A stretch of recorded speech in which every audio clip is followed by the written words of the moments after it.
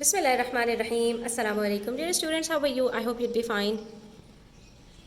So, Janab, we have started the unit number 1, superstition. We have completed its introduction and now we are heading towards the story. Given on page number 2, यहाँ पर हमारे पास जो story है तो इसके अंदर इसी कॉन्सेप्ट को सुपरस्टिशन को बताया गया है कि लोगों के अंदर ये कितना ज़्यादा पॉपुलर है, ठीक है. But before starting the story, first we are going to do some word meanings. यहाँ पर जो वर्ड मीनिंग्स हमारे पास हैं, वर्ड्स यूज़ हुए हैं, उसके मीनिंग्स आप लोग अपने पास पहले नोट डाउन कर लो ताकि जब स्टोरी हम रीड करें तो ये अपने पास आप लोग अपने लिख लेना और आपको फिर प्रॉब्लम नहीं होगी, ठीक है. Envision means to visualise, imagine, सोचना, कुछ जो है वो सोच विचार करना. रिकॉल मतलब remember, to think of something, किसी चीज़ को याद करना, ठीक है, किसी चीज़ को आप रिमेंबर करने की कोशिश कर रहे हो. स्पार्कलिंग मीन्स फ्लैशिंग, ट्विंकलिंग, चमकता दमकता. डेजलिंग मीन्स एक्सट्रीमली ब्राइट, झड़कीला भड़कीला, जिसमें खूब रोशनी हो उसको कहते हैं dazzling. Dangling means hanging, suspending, जो जैसे चूड़ियाँ वगैरह पहनते हैं तो वो लटक रही होती हैं, झूल रही होती है ना, उसको कहा जाता है dangling. Ample means enough, sufficient, भरे भरे, बहुत ज़्यादा जो चीज़ जो है सफिशेंट हो उसको कहा जाता है. Swish, classy, a sound of quick air, हवा के झोंके को कहते हैं. शूं करके जो हवा की आवाज़ आती है ना उसको कहा जाता है. एक्सेसरीज मीन्स ऑर्नामेंट्स, ज्वेलरी, यानी कि सामान वगैरह जो होता है उसको कहा जाता है और यहाँ पर ये ज्वेलरी की मीनिंग्स में यूज़ हुआ है. डिजास्ट्रस, ट्रेजिक, टेरेबल, और यहाँ पर ये नाकाम के माना में यूज़ हुआ है, वरना ये किस लिए इस्तेमाल होता है कि कोई आफत वगैरह आ जाए. Voice of reason, a person who influences others to act sensibly. आपकी ज़िंदगी में भी कोई ऐसा होता है ना कि जो आपको बताता है कि आपको ये काम करना चाहिए या आपको ये काम नहीं करना चाहिए, ठीक है, जो आपको इन्फ्लुएंस कर सके उसको कहा जाता है voice of reason. Crash, a serious accident, और ये क्रैश की जो आवाज़ आती है ना, जैसे कोई चीज़ टूटने की, चटकने की, तो जो एक ज़ोर की आवाज़ होती है उसको कहा जाता है. ग्लीमिंग, टू शाइन, ग्लिमर, चमकने वाला. विंडिंग, ट्विस्टिंग एंड टर्निंग, घूमने वाली सीढ़ी को कहा जाता है. वो जो आपके घरों में अक्सर वायरल की शेप में इस तरह की सीढ़ियाँ होती हैं ना, ठीक है, जो कम स्पेस कवर कर रही होती हैं, वरना सीढ़ियों को क्या है, एक दफ़ा ऊपर जाने के लिए एक दफ़ा जो है वो और दूसरी साइड पे ऊपर जाने के लिए काफ़ी सारी जगह चाहिए होती है. अब ये थोड़ी सी जगह में ही ऊपर की तरफ गोल गोल घूमती हुई चढ़ जाती है, इसलिए इनको बेंडिंग कहा जाता है. Stunt means to knock unconscious, हैरान और परेशान हो जाना, सकते में आ जाना, शशदत रह जाना, बहुत सारे वर्ड्स इसके लिए यूज़ होते हैं, यानी एक जगह पर बिल्कुल इंसान मतलब धक से हो जाए उसको कहते हैं stunt. Doomed means cursed, destroyed, बर्बाद हो जाना या बद्दुआ लग जाना किसी को, उसको कहा जाता है डूम्ड.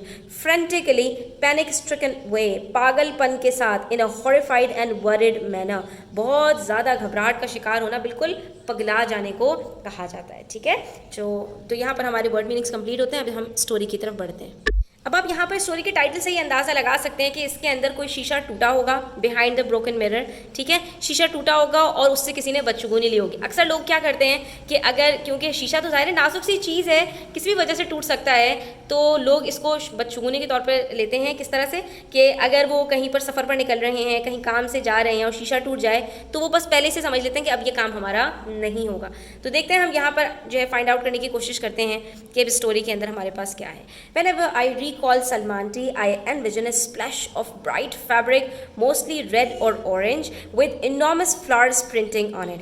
ठीक है, जब भी मुझे सलमान टी का ख्याल आता है ना तो मेरे दिमाग में झड़कीले भड़कीले, चमकते दमकते इस तरह के कपड़े और इस तरह के कलर्स आने लगते हैं, क्योंकि वो ज़्यादातर इसी तरह के कपड़े पहनती थी कि जो है वो जर्क बर्क के होते थे, उसके ऊपर बड़े बड़े से फूल होते थे, ज़्यादातर ऑरेंज रेड कलर के होते थे. तो वो एक जिंदा दिल हमारे सामने मिसाल थी कि हर वक्त चमकती दमकती रहती थी. She had large black hair worn on top of her hair in a bun with sparkling dazzling bangles. उनके सर पर हमेशा एक जूड़ा बना होता था, ठीक है, और उनके हाथों में खनखनाती हुई खूबसूरत सी चमकती दमकती चूड़ियाँ होती थी, dangling from her ample wrist, जो उनके भरे भरे हाथों में से जो है वो झूल रही होती थी, लटक रही होती थी.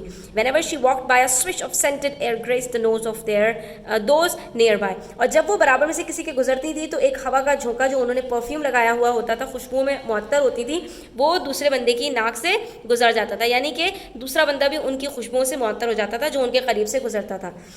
अच्छा, अब यहाँ पर हमें बता रहे हैं whenever she walked by a switch of scented air graced the nose of those nearby was so fascinated by her. I was so fascinated by her when I was small.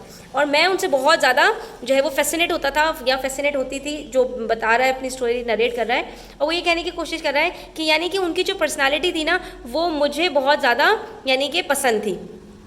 her bright dresses of the latest fashion matching accessories and the story she could tell. अब वो जो colours पहनती थी, जो fashion वो करती थी, और वो जो सबसे ज़्यादा स्टोरी सुनाती थी ना, उनकी कहानियाँ हमें बड़ा ज़्यादा अडोर करती थी, बड़ा मज़ा आता था. I was convinced back then if I didn't read my horoscope first thing in the morning like Salma aunty religiously did, I would face a disastrous day. अच्छा, अब उन्होंने कहा कि मैं कन्विंस हो गई थी उनकी बातों से कि अगर मैंने सुबह उठकर सबसे पहले अपना हॉरोस्कोप नहीं देखा ना, तो आज का मेरा दिन बर्बाद हो जाएगा, ख़राब हो जाएगा, मेरे साथ बहुत कुछ मिसहैप्स हो जाएंगे. ठीक है, तो ये उन्होंने मुझे कन्विंस किया था, उन्होंने मुझे बताया था कि भाई हॉरोस्कोप देखना इतना ज़्यादा इंपॉर्टेंट है. ऑफ कोर्स अब Abid my older and wiser brother, लेकिन जो है वो जाहिर सी बात है, मेरे जो बड़े भाई थे ना, Abid was the voice of reason who always led me back to reality. वो हमेशा मुझे ख्वाबों की दुनिया से हकीकत की जो है वो दुनिया के अंदर वापस ले आते थे. Salma aunty however was another story, लेकिन सलमा आंटी बहरहाल एक पूरी जीती जागती तस्वीर थी, और एक पूरी जीती जागती मतलब यानी कि वो कहानी थी. Once when mother was in the bedroom getting ready for my cousin Safia's wedding, there was a loud crash. एक मरतबा क्या हुआ, मेरी कज़न की शादी थी सफ़िया की, और उसके लिए मेरी मम्मा कमरे के अंदर तैयार हो रही थी कि अचानक से एक ज़ोरदार धमाका हुआ, ज़ोर की आवाज़ आई क्रैश की. We all rushed up the gleaming white winding staircase in the centre of our house to mother's room. तो हम जल्दी से भागे अपने जो है वो स्टेयरकेस की तरफ, जो कि एक चमकता दमकता सा था वाइट कलर का, और वो विंडिंग स्टेयरकेस था जो बिल्कुल सेंटर में था, हमारी माँ के कमरे के साथ था. ठीक है, वो जो सीढ़ियाँ थी वहाँ पर हम लोग सब जमा हुए थे. Third door on the left, और हमारी माँ का जो है वो थर्ड डोर था लेफ्ट से.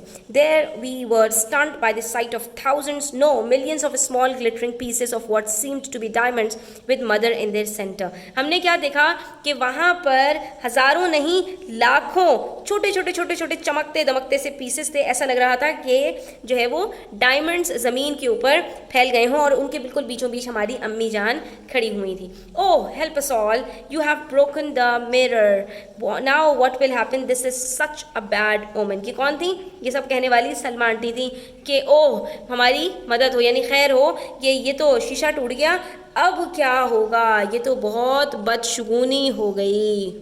बैड ओमन का मतलब क्या है कि बदशगुनी हो गई, यानी अब तो कुछ बुरा होने वाला है. We are going to a wedding that is already doomed, हम तो एक ऐसी शादी में जा रहे थे जिसकी किस्मत ही ख़राब है. येल्ड सलमा आंटी फ्रेंटिकली, वो बहुत बुरी तरह से चिल्ला रही थी, यानी कि उनको ऐसा लग रहा था कि उनके जो है वो आंखों के सामने अंधेरा छा गया हो, मतलब अब कुछ तो बुरा ही बहुत ज़्यादा होने वाला है. ठीक है, वो बिल्कुल पागलों की तरह से चीख रही थी. She was dressed in the most beautiful brocade shalwar kameez and was in the process of styling her hair when this disaster unfolded. वो बेचारी बस अपने आखिरी तैयारी के लम्हात में ही थी, तैयार हो चुकी थी, सिर्फ अपने बाल बांध रही थी कि ये मिसहैप हो गया. Now she could be seen running from the stairs to the room back and forth screaming all the time, her luxurious black hair flying behind her. अब हम उनको देख रहे थे, कभी सीढ़ियों से ऊपर भाग रही थी, कभी नीचे आ रही थी, मतलब ऊपर नीचे कर रही थी, और चीखे जा रही थी, चिल्लाए जा रही थी. उनका जो लग्जूरियस यानी कि बहुत ही शाहाना उनके जो उनके बाल थे, उनके पीछे लंबे चौड़े से, वो जो है वो लहरा रहे थे. It was almost like a commercial of a shampoo. ऐसा लग रहा था कि एक शैम्पू का कमर्शियल चल रहा हो जिसमें वो अपने बालों को लहरा रही थी. That is what I thought at that time. मुझे तो कुछ और चीज़ किसी चीज़ का इतना होश नहीं था, मैं तो बस उन्हीं से फैसिनेट होती थी, उन्हीं को देख देख के खुश होती थी. तो जो है वो मुझे तो उनके बाल बहुत ज़्यादा मज़े के लग रहे थे. Abid go find Shamsu, where is Munni Bi, where have all the servants run off to, screamed Salma aunty at the top of her lungs. Salma aunty अब क्या क्या चीख रही थी, कहने लगी आबिद शमसू को बुलाओ, मुन्नी भी कहाँ है, सारे सर्वेंट्स कहाँ मर गए. वो चीखे पे चीखे जा रही थी, ऐसा लग रहा था कि अपना गला फाड़ फाड़ के कि उनके लंग्स ही बाहर आ जाएंगे, इतना चीख रही थी. Looking for the servants to come and clean the mess, वो ये चाह रही थी कि जल्दी से आए सारे के सारे सर्वेंट्स, और जितना जल्दी हो सकता है वो ये सारा कचरा जो है वो यहाँ से साफ कर दें, ताकि जो बदशगुनी है उसका असर कुछ कम हो जाए. What does she mean by bad omen and doomed wedding, I inquired innocently. मैंने ये सवाल बड़े मासूमाना तरीके से पूछा कि ये क्या होता है, बदशगुनी क्या होती है, और शादी खानाबादी और बर्बादी, ये सब क्या मतलब है. Is there going to be a flood or an earthquake, क्या कोई जो है सैलाब आने वाला है, या अल्लाह ना करे कोई ज़लज़ला आने वाला है. मतलब हम तो इन्हीं सब चीज़ों को मिसहैप समझते थे, इन्हीं सब चीज़ों को डिज़ास्टर समझते थे, हमें तो पता ही नहीं था.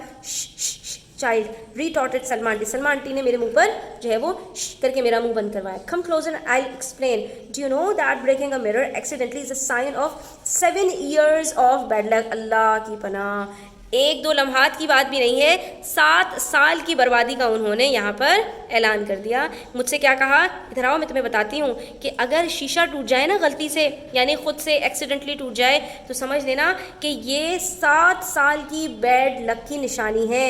Are reflections in the mirror are our souls, क्योंकि हमें जो कुछ अपनी रिफ्लेक्शन नज़र आ रही होती है, अपना शीशे में नज़र आता है ना, ये दरअसल हमारी रूहें होती हैं। So if any reflection is shattered, तो अगर कोई एक रिफ्लेक्शन भी हमारी टूट गई, then our souls are also shattered, तो हमारी रूह भी बिखर जाती है। शैटर्ड का मतलब बिखर जाती है। Do you see now Marjan?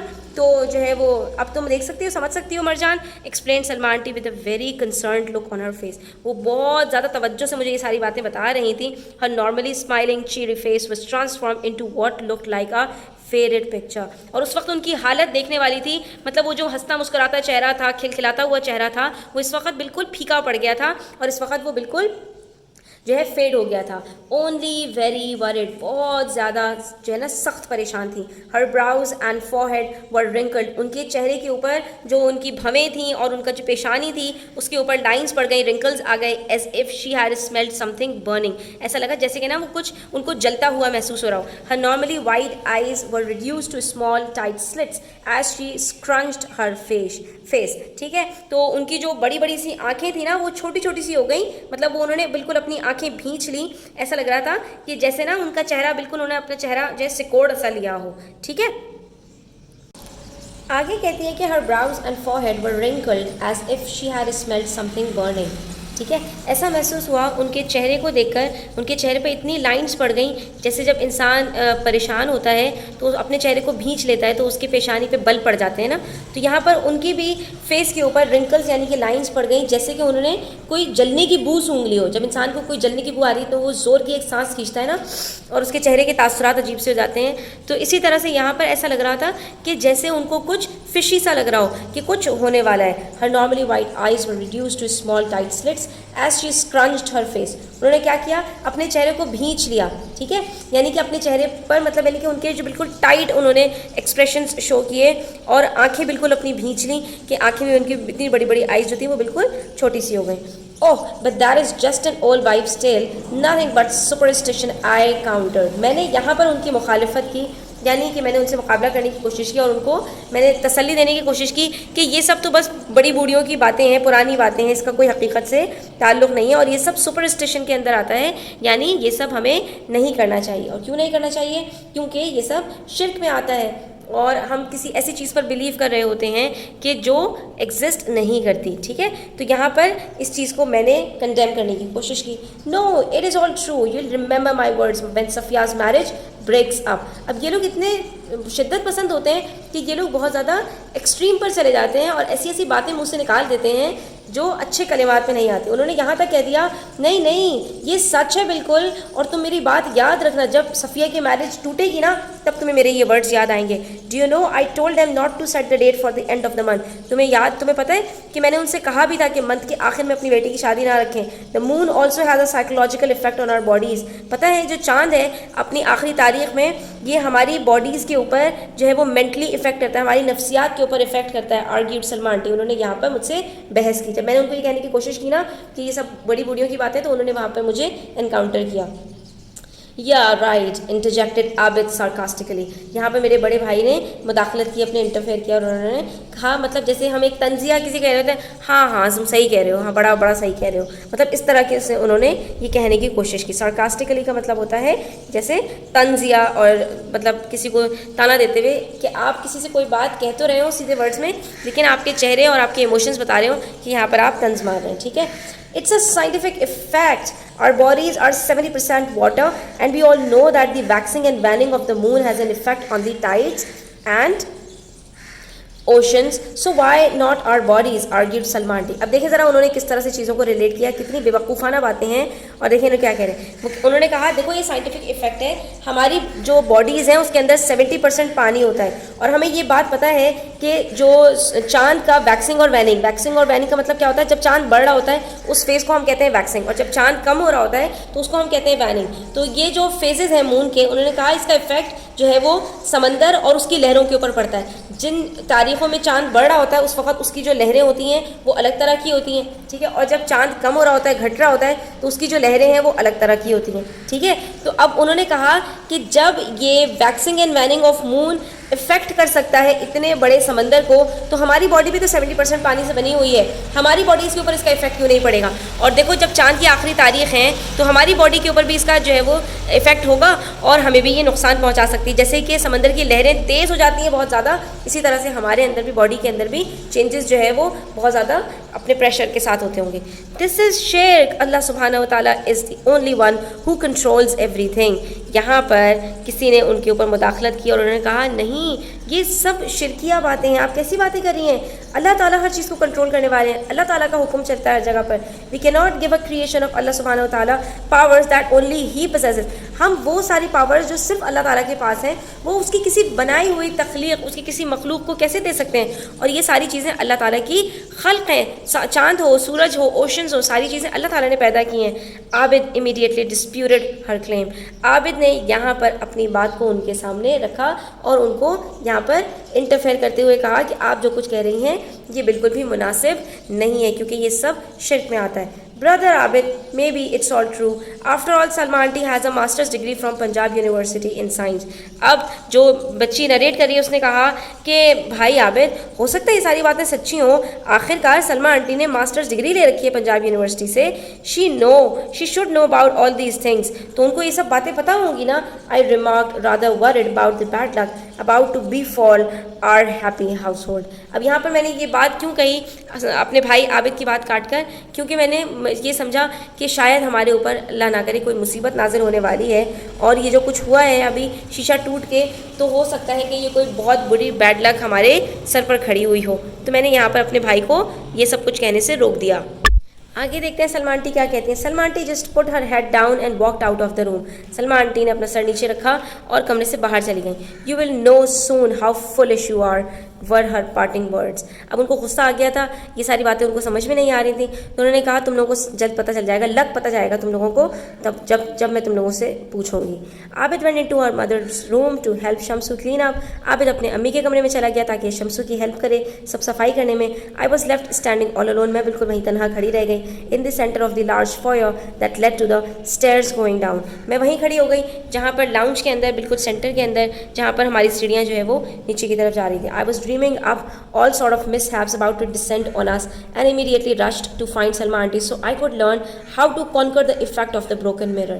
मैं सारा जो है वो खिचड़ी पका रही थी अपने जहन के अंदर, जो कुछ बुरा हो सकता था, जो बुराइयाँ, जो मुसीबतें हमारे घर में जो है वो अस्तगफिरुल्लाह नाजिल होने वाली थी। And immediately rush to find Salma aunty, और मैं फ़ौरन भागी सलमा आंटी के पीछे ताकि मैं कुछ पता कर सकूँ कि हम किस तरह से काउंटर कर सकते हैं, किस तरह से मुकाबला कर सकते हैं, ये जो शीशा टूटा है ना, इसका जो कुछ इफेक्ट पड़ने वाला है, इसका किस तरह से हम हल कर सकते हैं। I found her putting the finishing touches to her hair. मैंने देखा अब वो फिर से अपने बालों को फाइनल टचेस देने के लिए खड़ी हुई थी, फिर से अपने बाल संवार रही थी। हर रूम वॉज स्ट्रीवन विद एक्सेसरीज। उनका पूरा कमरा सामान से फैला हुआ था।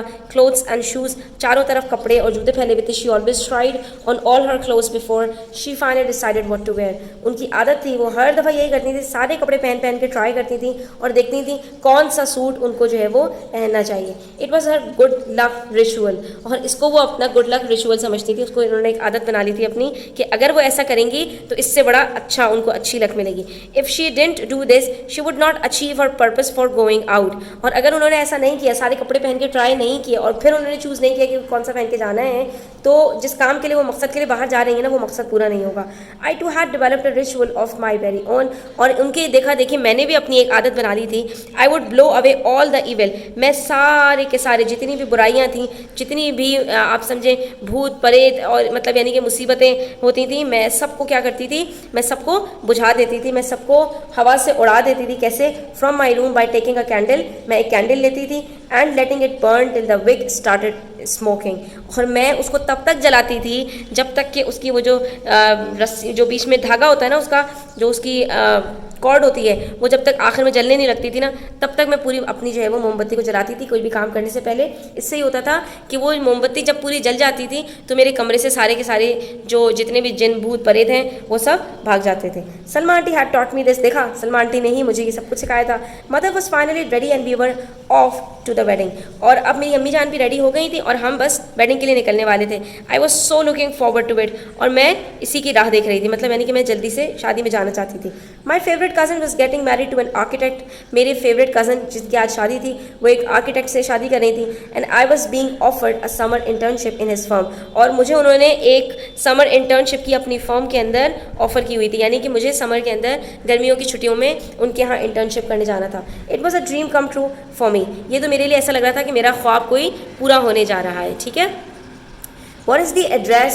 Where are we supposed to go for this dinner? Inquired Salma aunty ने अब सवाल किया कि हम कहाँ जा रहे हैं, एड्रेस क्या है, कहाँ जाना है हमें। अब उनको ये जो है वो दिमाग में सवालात घूमने लगे कि हम जा कहाँ रहे हैं। अब वो वहाँ से कोई बच्चों को नहीं निकालेंगी।